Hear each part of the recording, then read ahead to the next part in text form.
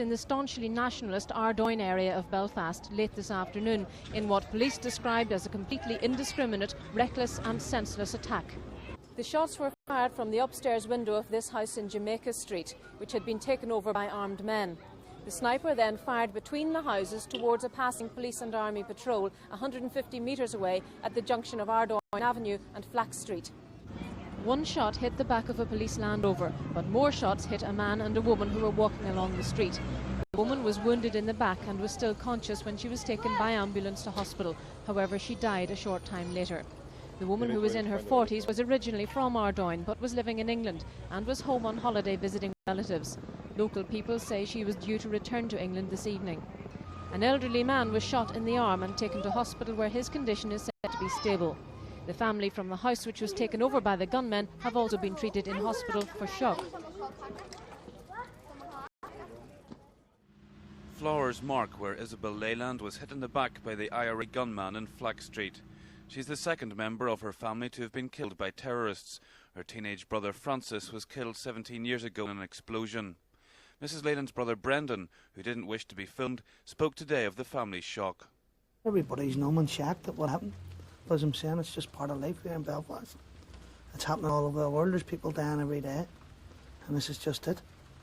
Just fate. That there's a way it goes. Have to accept it. Don't hate nobody. Can't feel bitterness against anybody. But I mean, if we were to hate everybody who wronged us, there'd be a lot of hating. You know what I mean? So you just have to let it all go. Our husband and our 4 children are here, and they arrived this morning, and they're devastated. Like, only to be expected from them, and like. And death comes so easy here in Ardoyne. Mrs. Leyland will be buried in Belfast after Requiem Mass on Tuesday. Requiem Mass for Isobel Leyland was at Holy Cross on the Crumlin Road. Hundreds of mourners attended the service, where they heard Father Miles Kavanagh speak of the terrorist who had fatally wounded Mrs. Leyland. And it could just as easily have been his sister or his mother. And he's to live with that. And he's to carry that. Will he be court-martialed by his own? Will the one who sent him out be court-martialed?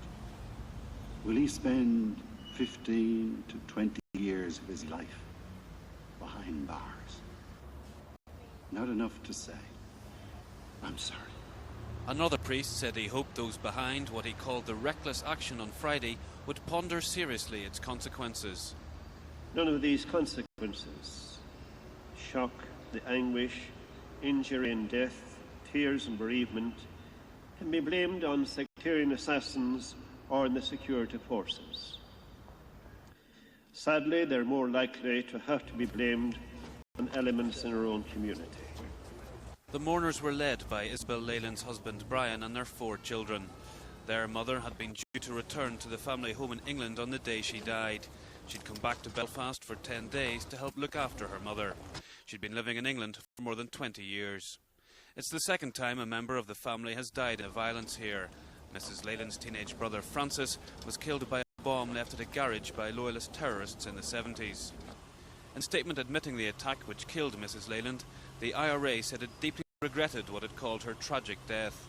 As the cortege made its way into Ardoyne, Sinn Féin councillors Gerard McGuigan and Joe Austin helped carry the coffin. When the cortege reached the spot in Flax Street where Mrs. Leyland was shot, the mourners paused briefly before continuing on the journey to the city cemetery.